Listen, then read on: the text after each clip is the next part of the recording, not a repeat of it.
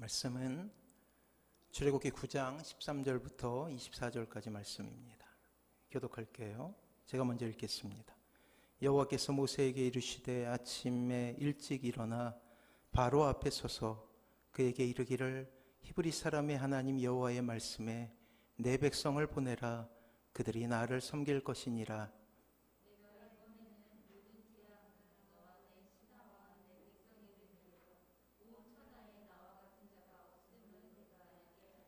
내가 손을 펴서 돌림병으로 너와 내 백성을 쳤더라면 내가 세상에서 끊어질 것이나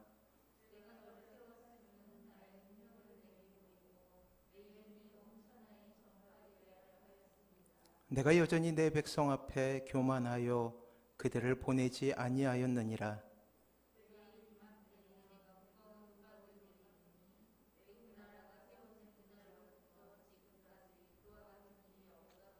이제 사람을 보내어 내 가축과 내 들에 있는 것을 다 모으라. 사람이나 짐승이나 무릇 들에 있어서 집에 돌아오지 않는 것들에게는 우박이 그 위에 내리리니 그것들이 죽으리라 하셨다 하라 하시니라.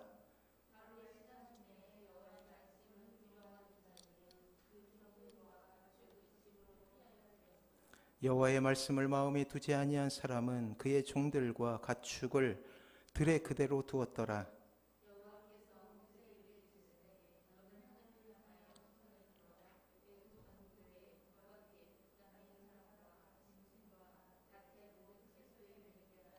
모세가 하늘을 향하여 지팡이를 들매 여호와께서 우레소리와 우박을 내시고 불을 내려 땅에 달리게 하시니라. 여호와께서 우박을 애굽 땅에 내리심에 우박이 내림과 불덩이가 우박에 섞여 내림이 심히 맹렬하니 나라가 생긴 그때로부터 애굽 온 땅에는 그와 같은 일이 없었더라. 아멘. 신앙인으로 첫 발짝을 내딛고 신자라는 이름으로 이 세상을 살아갈 때부터 모든 신자를 공통적으로 괴롭히는 것이 있어요. 그것은 주님을 알기로, 주님을 믿기로 작정하는 그 순간부터 우리는 하늘 시민의 길을 걸어가게 되는데, 이와 반대로 여전히 우리는 이 땅에 발을 딛고 산다라는 이 이중적인 위치 때문에 일어나게 되는 어려움입니다. 때문에 우리는 항상 하늘을 바라보며 살겠노라고 그렇게 소망을 가지고 있지만 이 땅에 발을 딛고 살아가기에 어느새 세상이 우리에게 주는 고난이라는 것과 좌절이라는 것과 아픔이라는 것이 우리에게 여전히 영향을 미치고 있음을 금세 깨닫게 되는 거예요. 바로 가치관의 혼동 가운데 이러지도 저러지도 못하는 어려움들이 우리에게 임할 수 있다는 것이죠. 결론과 결과는 이미 성경을 통해 우리가 알고 있습니다. 하나님을 믿으면 복을 얻죠. 하나님을 바라보게 되면 결국 승리하게 될 거예요. 하나님의 은혜가 항상 우리를 지키고 있습니다 라는 성경의 진리는 항상 변함없이 우리와 함께하지만, 그러나 현실 속에서 경험되어지는 여러 가지 어려움과 아픔들이 우리의 인생 가운데 임하게 되었을 때 우리가 가지게 된 이 미천한 성경의 진리가 흔들리고 있음을 곧 깨닫게 된다라는 거예요. 실제로 내 삶에 고통이 개입하고 눈물이 나의 삶의 친구가 되어버릴 때 그 모든 것은 성경의 이야기요, 나와는 상관없는 진리가 되어버린다라는 것이죠. 사랑하는 성도 여러분, 고난의 현장에서 우리의 눈은 하나님을 바라보기에 너무나 무력해질 때가 있습니다. 그리고 발자국의 주인공처럼 하나님 향해 이렇게 질문을 던지기도 하죠. 하나님, 제가 힘들고 어려웠을 때 하나님은 어디에 계셨나요? 내가 실패하며 울고 있을 때 하나님은 어디에 계셨냐고 그렇게 하늘을 향하여 질문할 때가 있다라는 것입니다.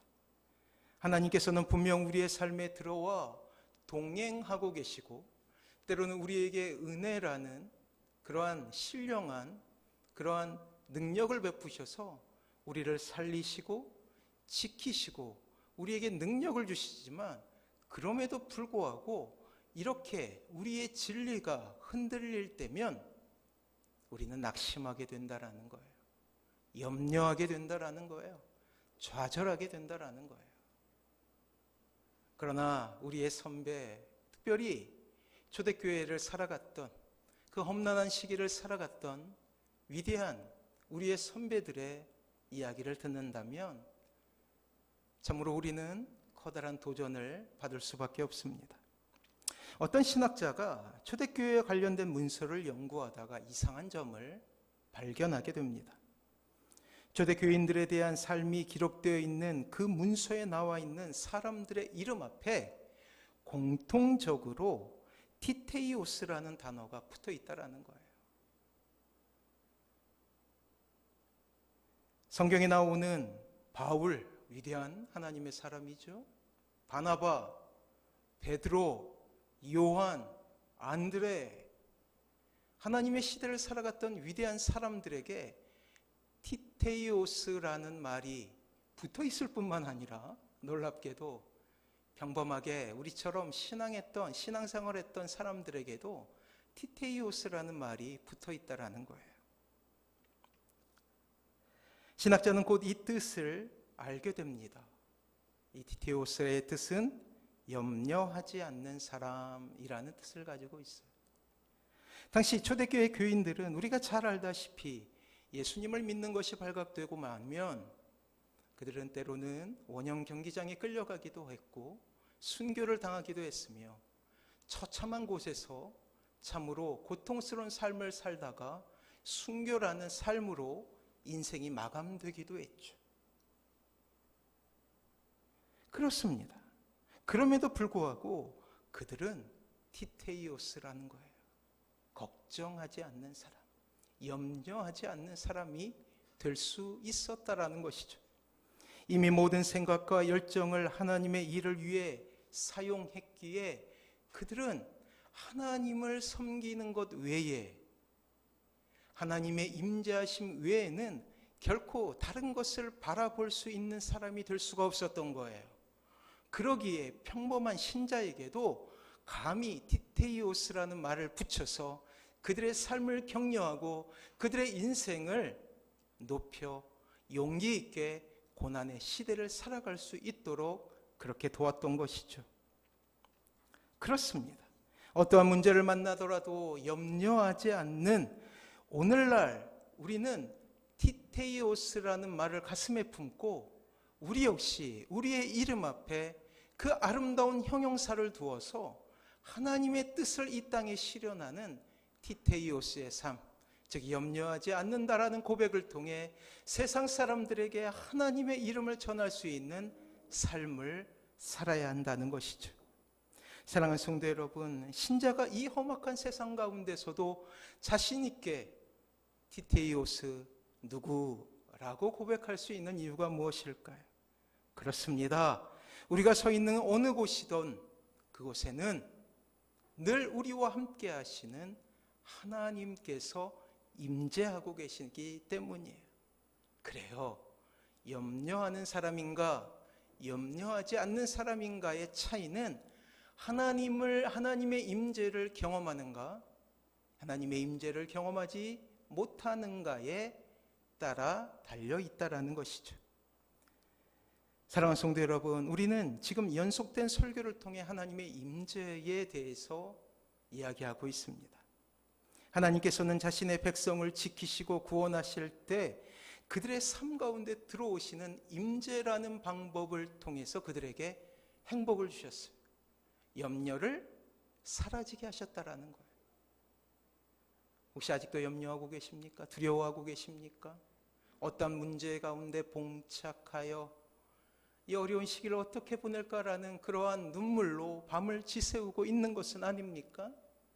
그때 우리에게 필요한 것은 하나님의 임재이신 거예요. 임재의 의미는 일반적으로 왕이나 황제가 자신이 통치하는 지방 중 한 곳을 방문할 때 사용했던 용어예요. 그렇습니다. 하나님은 저 멀리 하늘에서 우리를 지켜보고 계시는 분이 아니에요.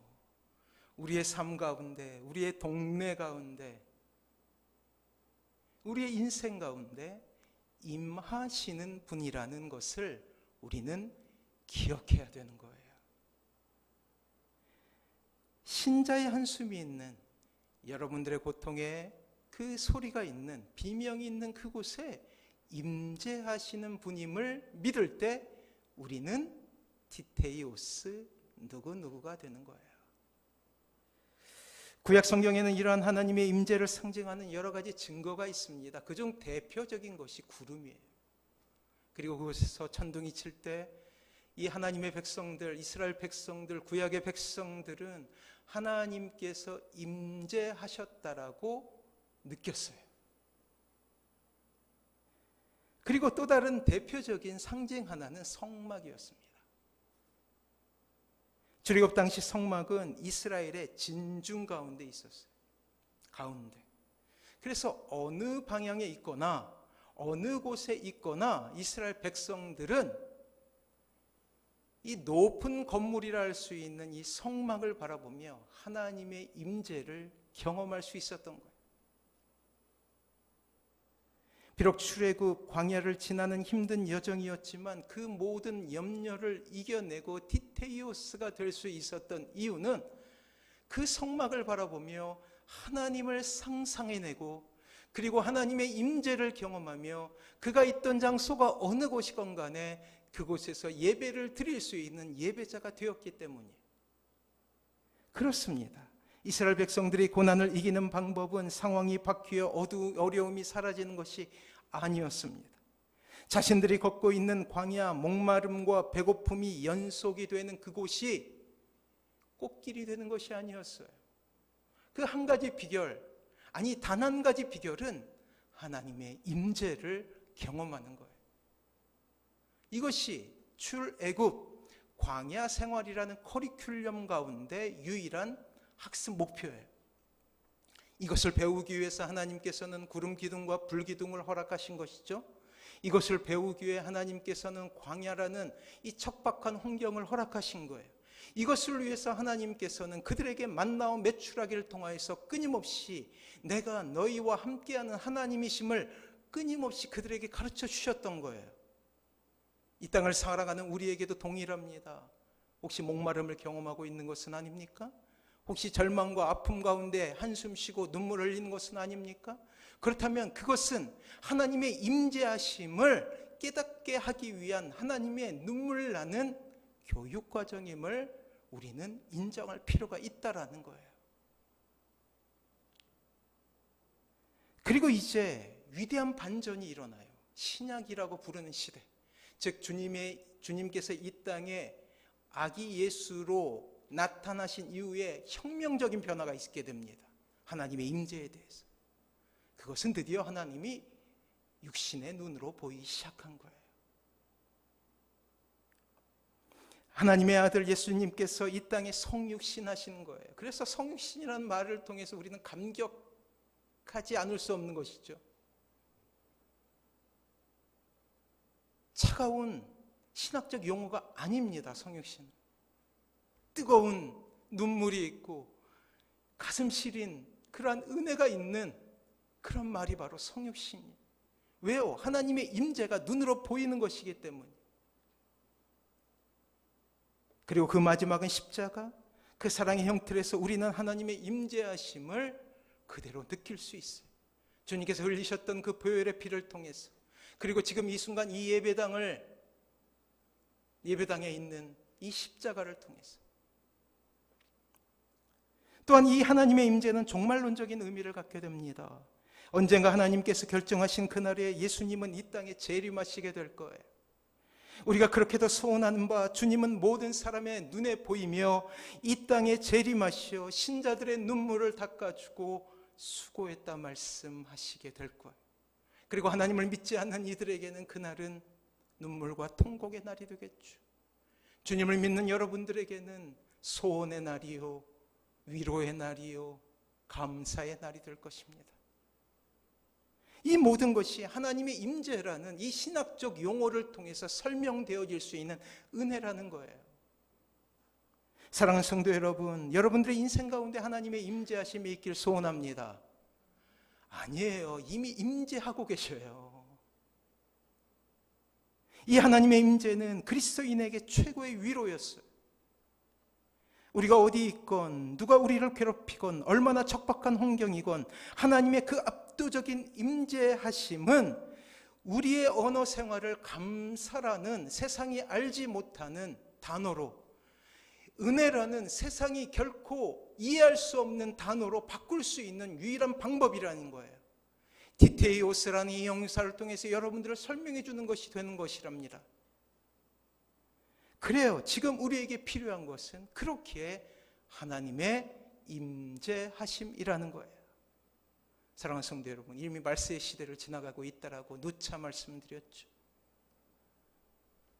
1.5도 기억하십니까?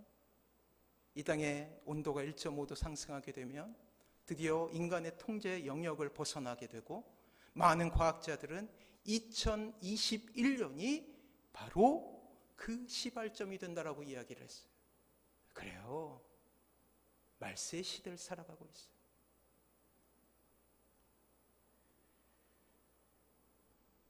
참과 거짓이 구별되어지는 시대, 진짜와 가짜가 구별되어지는 시대, 행동으로 하나님을 믿는 신앙을 표현하는 시대를 우리가 살아갈 수밖에 없다라는 거예요. 여러 가지 핑계를 댄다 할지라도 하나님은 속일 수 없습니다.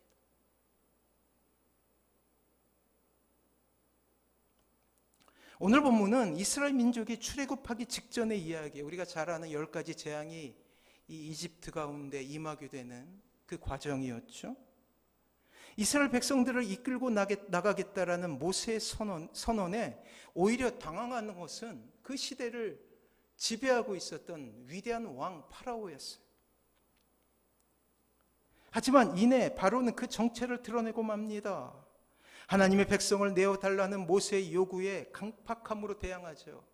한 가지 재앙이 내릴 때마다 내가 모세의 뜻을 받아서 이스라엘 백성들을 내어주겠다 약속하지만 곧 그 재앙이 끝나게 되면 이 파라오는 약속을 변개해요. 하나님께 항거하죠.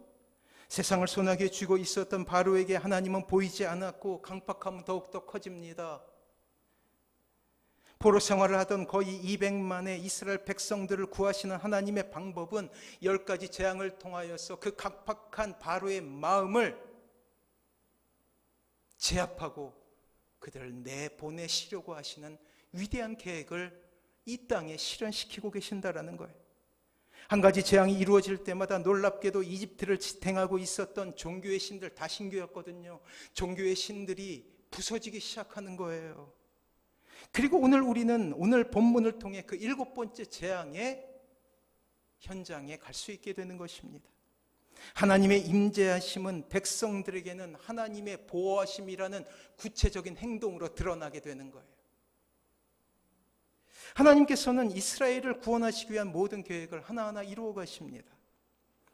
이스라엘을 구원하고자 하시는 하나님의 놀라운 열심이죠. 그리고 그것은 첫째, 하나님의 백성을 억압하고 탄압했던 이집트에 대한 심판으로 나타나는 거예요. 두 번째는 영적으로 이집트 신에게 마음을 주었던 이스라엘 백성들의 마음을 하나님께로 다시금 돌리는 것이었죠. 우리 13절 말씀을 같이 한번 읽어볼까요? 같이 한번 읽어봅니다. 시작. 여호와께서 모세에게 이르시되 아침에 일찍이 일어나 바로 앞에 서서 그에게 이르기를 히브리 사람의 하나님 여호와의 말씀에 내 백성을 보내라. 그들이 나를 섬길 것이니라. 오늘 하나님은 이스라엘 백성들에 대해서 어떻게 이야기하고 있습니까? 내 백성이라고 표현하고 있죠. 영어로 하면 my라는 소유격을 통해서 내 백성이야 라고 말씀하고 계셔요. 그렇습니다. 하나님의 것입니다. 하나님은 바로에게 하나님이 그것을 찾고자 하신다는 말씀을 하고 계신다는 거예요. 사랑하는 성도 여러분, 놀랍게도 이 땅에 있는 모든 백성들은 하나님의 것입니다. 여러분들을 향하여서 하나님은 마이라는 말을 사용하셔서 내 것이다라고 말씀하고 계시는 거예요. 때로 인생이 참으로 가혹한 흉년에 들 때가 있죠. 코로나19라는 거대한 흉년 가운데 있습니다. 거의 100년 전에는 이 스페인 독감이라는 것을 통해서 수천만의 사람들이 죽었어요. 그 이전 이 페스트라는 질병을 통해서 유럽 인구의 이 절반이 사라지게 되는 그런 대재앙도 있었습니다. 코로나19가 낯선 병이 아니라는 거예요. 그리고 화학자들이 이야기하는 대로, 의사들이 이야기하는 대로 어떠한 바이러스가 나타나서 이 땅에 임할지 알지 못한다라고 그들은 염려하고 대비하고자 하는 노력을 하고 있습니다. 그러나 여전히 답은 없어요.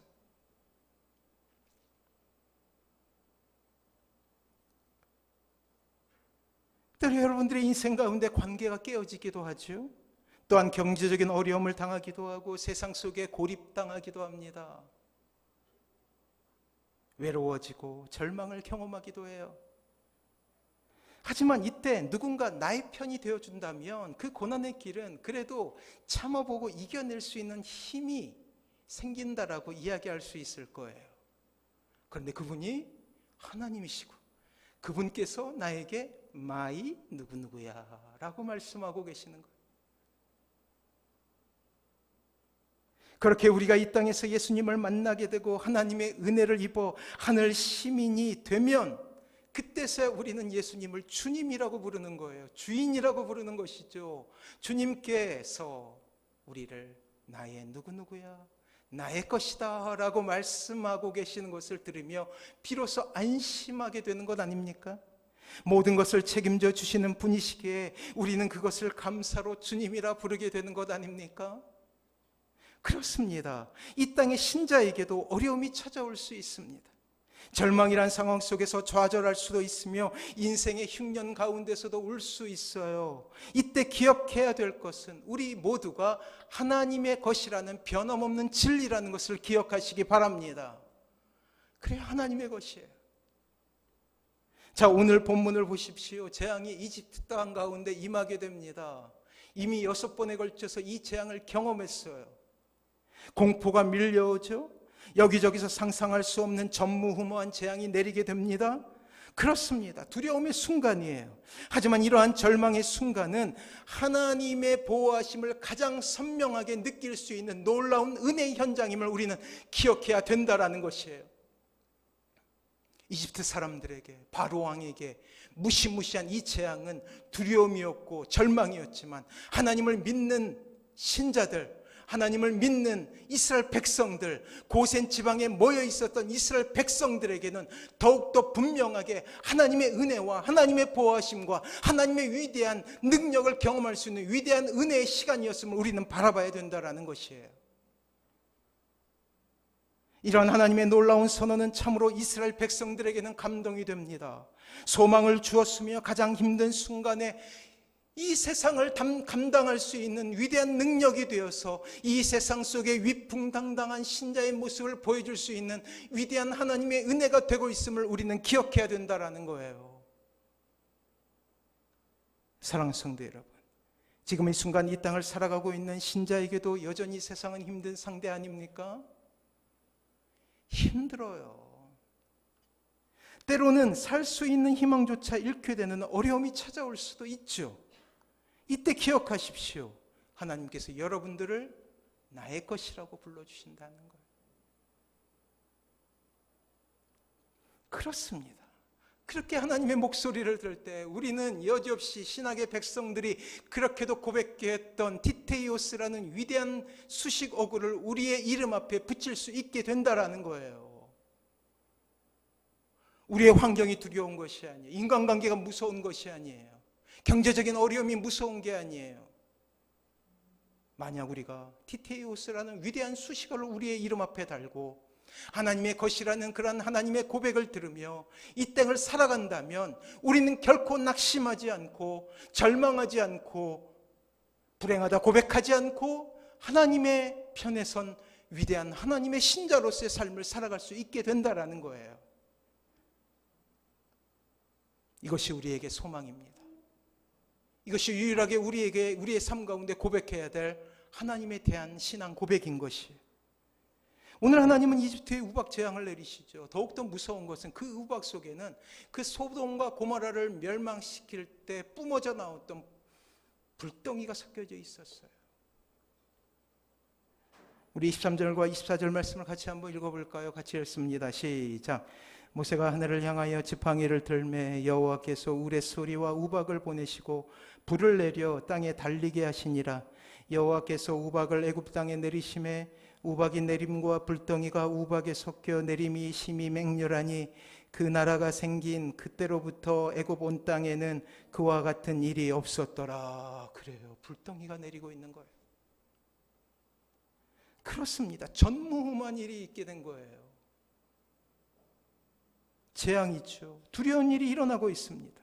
먼 하늘 구름이 밀려오기 시작하고 그 검은 구름 아래서 우박이 내리기 시작하는데 그 우박을 통해서 많은 가축들이 죽어나가는 것을 눈으로 보게 된다는 거예요. 이것을 지켜보며 이스라엘 백성, 이집트 백성들은 혼비백산하게 됩니다. 참혹한 일은 들에 있는 가축과 종들, 그리고 그들이 자랑했던 모든 농작물, 비옥한 나일강을 통해서 얻어지는 모든 농작물에도 이러한 재앙이 임하고 있다라는 거예요. 하지만 이미 말씀드린 대로 이스라엘 백성들에게는 그것이 다른 의미로 다가오게 되죠. 놀라운 것은 이스라엘 백성들뿐만 아니라 이 모세의 예언을 통해서 이루어지게 되는 이 재앙을 대비한 모든 이집트 사람에게도 동일한 은혜로 작용하고 있다라는 거예요. 하나님을 믿지 않지만 그들에게도 하나님의 은혜는 미치고 있다라는 것이죠. 그렇습니다. 하나님께서 이집트 땅에 임재하십니다. 우박과 함께. 그렇습니다. 하나님께서 이집트 땅을 점령하고 계시는 거예요. 10개의 신, 이집트를 지배하고 있었던, 이스라엘 백성들을 노리고 있었던 10개의 신이 망가지고 있는 거예요. 이스라엘 눈에 이러한 하나님의 임재하심이 보이죠. 제가 말씀드리지 않았습니까? 하나님의 임재하심을 볼 때 그들은 구름을 봤다고요. 천둥을 틀었다고요. 재앙이 이집트 전체를 삼킬 듯 우박으로 불덩이로 쏟아지고 있습니다. 다른 사람에게는 재앙이었지만 믿는 이들에게는 그것이 하나님의 은혜로 느껴지기 시작하는 거예요. 하나님께서 우리를 보호하고 계시는구나. 그래서 말씀드립니다. 진지하게 여러분들에게 호소하고 싶습니다. 하나님께로 피하십시오. 코로나19라는 전무후무한 재앙의 시대에 하나님께로 피하십시오. 하나님께로 모이십시오.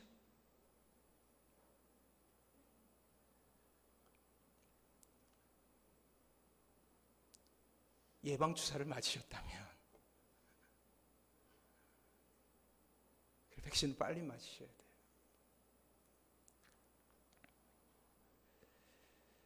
이스라엘 백성들의 마음엔 도우시는 하나님의 능력이 눈에 보이고 있다라는 거, 이것이 하나님의 능력 아닙니까? 은행 광고 중에 제가 유심히 본 광고가 있는데, 우산을 들고, 비 오는데 우산을 들고 있는데, 한 사람이 우산을 들었을 때와 두 사람이 우산을 들었을 때가 달리 보인다라는 것이죠. 한 사람이 눈에 우산을 들었을 때는 어깨가 젖지 않는데, 두 사람이 같이 우산을 쓰고 갈 때는 어깨가 젖는 거예요. 옆에 있는 사람이 비를 맞지 않게 하기 위해서 우산을 기울이기 때문이에요.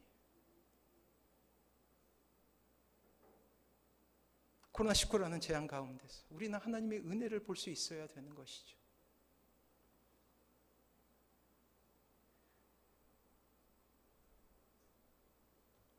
우리 14절과 14절 말씀을 같이 한번 읽어보도록 하겠습니다. 우리 같이 한번 읽어볼게요. 시작. 이번에는 모든 재앙을 너와 내 신하와 내 백성에게 내려온 천하에 나와 같은 자가 없음을 내게 알게 하리라. 이미 하나님께서는 이 세상의 군왕이었던 파라오에게 경고하셨어요. 16절 말씀 같이 한번 읽어볼까요? 같이 읽습니다. 시작. 내가 너를 세웠음은 나의 능력을 내게 보이고 내 이름이 온 천하에 전파되게 하려 하였음이니라. 반복해서 파라오에게 경고합니다. 놀랍게도 이 세상은 하나님의 권위를 인정하지 않아요. 파라오의 마음처럼 하나님의 경고를 듣지 않는 거예요. 하나님의 권위에 대해 끊임없이 딴지를 걸고 모욕하기 시작합니다. 그리고 하나님을 믿는 이들에 대한 공격 역시 만만치 않을 거예요. 특히 말세의 시대를 살아가고 있는 여러분들의 삶 가운데 세상의 조롱소리는 귀에 선명하게 들리게 될 거예요. 때로 이 땅에 마치 악한 영적인 세력이 모든 것을 집어삼킨 것처럼 이 땅의 교회는 패배한 것처럼 느껴질 때도 있을 것입니다. 허나 오늘 본문을 통해 하나님의 위대하심은 만방에 알려지게 됩니다. 하나님의 영광이 온 땅을 덮고 있으며 이것을 보는 모든 이들은 두려워할 수밖에 없어요. 비록 이 시대 교회의 권위가 상처받고 신자들의 삶이 실패한 것처럼 보여지지만 하나님은 결국 이 땅의 신자의 삶을 통해서 하나님의 이름을 이 땅에 드러내고 선명하게 그들의 입을 통해서 하나님이 예배하심을 어떻게 표현되고 어떻게 그들에게 들려질지 보이시며 하나님이 살아계심을 나타내고 계신다라는 거예요. 그렇습니다. 신자가 하나님의 은혜 가운데 회복되는 것은 신자의 개인의 삶의 소망이 된 것으로 한정되는 것이 아니에요. 여러분들의 개인이 회복되고 여러분들이 행복하고 여러분들이 하나님의 임재 앞에서 티테이오스 누구누구라는 그런 위대한 이름을 회복하는 것은 이 땅에 하나님을 인정하지 않는 이들에게 선명한 외침이 되어서 그들이 다시금 하나님의 전을 찾고 그들이 다시금 하나님께로 돌아오는 위대한 하나님의 말씀이 되고 있음을 우리는 인정할 필요가 있다라는 거예요. 세상이 약해지면 약해질수록, 세상이 고난 가운데 있으면 있을수록 더욱더 선명하게 이러한 메시지는 이 땅에 전해지고 있다라는 거예요. 그렇습니다. 그분의 이름은 하나님이셨어요. 이분이 우리가 믿는 하나님 아니십니까? 사랑하는 성도 여러분, 그렇게 우리가 해야 될 것은 하나님만 의지하는 거예요. 하나님의 목소리를 듣는 것이죠. 하나님의 임재하심을 경험하는 것이죠. 장소가 어디건 그곳에 하나님의 임재하심이 있다면 그것은 우리가 드리는 가장 아름다운 예배의 현장이 될 수 있다라는 것입니다. 절망 가운데 있습니까? 좌절 가운데 있습니까? 이 땅의 모든 사람들이 여러분들에게 등을 돌리고 있습니까? 외로움 가운데 있습니까? 동굴과 터널의 차이점을 아십니까? 동굴이나 터널이나 처음에 들어갈 때는 비슷한 외관을 가지고 있죠. 캄캄해요. 하지만 일단 들어가게 되면 동굴과 터널은 전혀 다른 양상을 띠게 되죠. 동굴은 들어가면 들어갈수록 어두워지죠. 더욱 짙은 어둠 속에 갇히게 됩니다. 동굴에서 나올 수 있는 단 한 가지 방법은 돌아 나오는 거예요. 더욱 무서운 것은 어떤 길을 못 찾게 되면 심리적인 그러한 공포감에 사로잡히게 되죠. 결국 그 안에서 끝을 볼 수밖에 없는 인생이 되고 마는 것입니다. 하지만 터널은 다릅니다. 들어갈 때는 동굴과 같은 모양과 모습을 가지고 있죠. 끝이 보이지 않는 긴 터널이라 할지라도 한 발 한 발 인내심을 가지고 한 발자국 한 발자국 나아가게 된다라면 저 끝에서 보이는 한 줄기 빛을 발견하며 소망을 얻을 수 있게 되는 거예요. 그리고 깨닫게 됩니다. 그 길은 터널이 지나가게 되는 길은 그 산을 가로질러가는 지름길이 된다라는 사실을요. 지금 이 시대 교회나 개인 신자나 동굴이나 터널을 지나가고 있는 시대를 살아가고 있어요. 근데 그 모습을 규정하는 것은 신자의 믿음이라는 거예요. 여러분들에게 질문합니다. 여러분들이 가고 있는 그 길은 동굴입니까? 터널입니까?